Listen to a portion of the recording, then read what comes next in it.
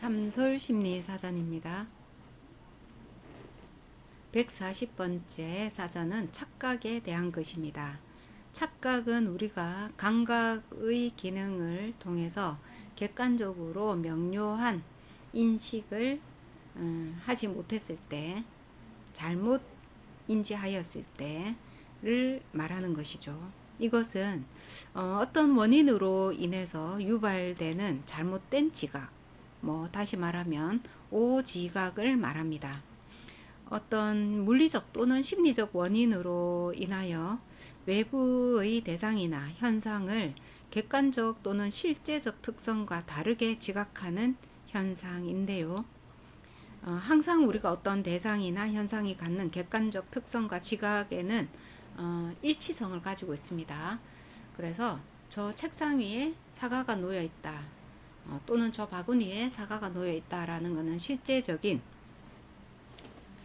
자각이죠. 실제적인 자각인데, 그 사과가 놓여 있는데도 불구하고 어떤 오자각으로 인해서 사과가 아니라 다른 어떤 장갑이 놓여 있다든지, 자, 이렇게 우리가 객관적으로 가지고 있는 일반적으로 우리가 착각할 수 있고 인식할 수 있는, 일반적으로 지각할 수 있고 인식할 수 있는 그 수준을 훨씬 뛰어넘어서 완전히 엉뚱한 그러한 인지가 들어왔을 때 우리는 착각이다 라고 합니다.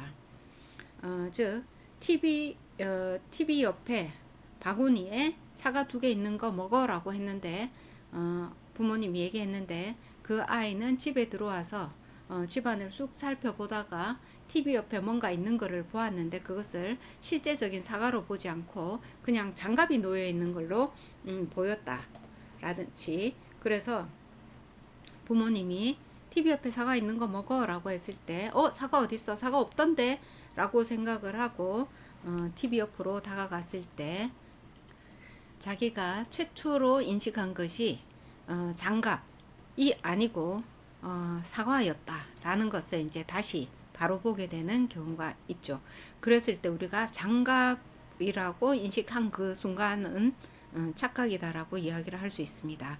그래서 사과와 장갑 차이는 우리가 혼동할 수 있는 그 범주를, 일반적인 범주를 훨씬 뛰어넘었기 때문에 그럴 경우에 착각이다 라고 하는데, 착각은 모든 감각 영역에서 다 발생이 됩니다. 그 중에서 가장 대표적인 착각이 시각에서 주로 일어나게 되고, 그것을 우리는 착시라고 이야기를 하게 됩니다. 뿐만 아니라 어떤 깜깜한 밤에 잘 낯선 길을 걸어갈 때 어떤 멀리 있는 물체들을 보고 위험한 대상으로 우리가 착각을 하게 되기도 하죠. 이럴 때는 착각적 상관이 일어났다 라고 이야기를 하게 되는데, 착각적 상관은 심리적인 불안, 심리적인 것들의 작용으로 인해서 그 흐릿하고 확실하지 않은 그 대상, 그 물체에 대해서 그것일 것이다 라고 이제 착각을 하게 되는 것입니다.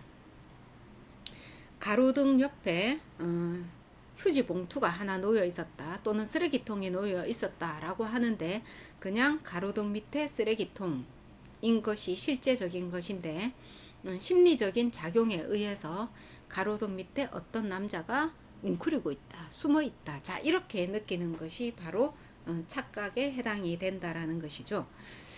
착각으로 인해서 우리가 트라우마를 겪기도 하고, 착각으로 인해서 매우 그 공포감을 갖기도 합니다.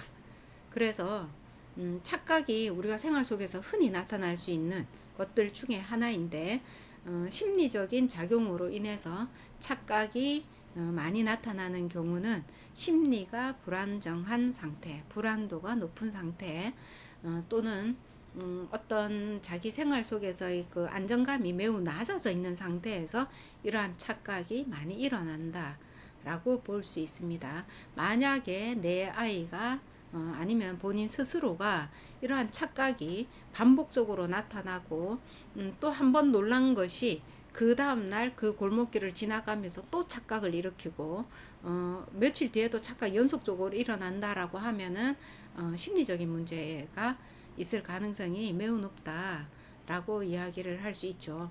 때때로 우리가 어떤 질병, 정신질환이나 심리적인 질병을 가지게 될 때 착각의 상관, 착각의 개입이 많이 일어나는 경우가 많습니다.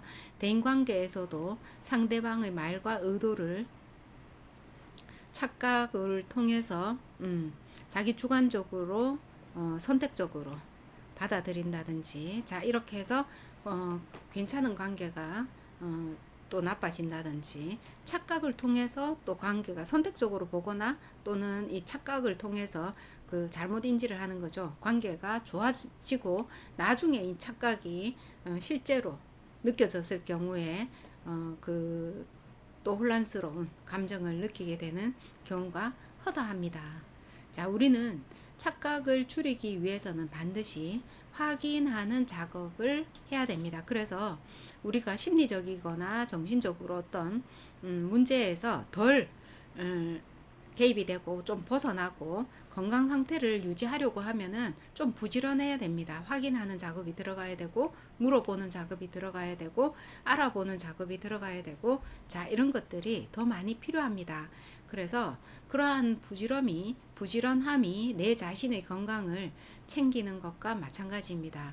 우리가 누구나 귀찮지만 매일 운동을 하러 간다든지 이러한 부지런함이 건강을 유지하는 것과 마찬가지로 확인 작업을 하고 물어보고 알아보고 하는 이러한 행동들이, 부지런함이 심리적이거나 정신적인 건강을 유지하는 데도 역시나 기여를 하고 있다라는 것을 알 수 있습니다.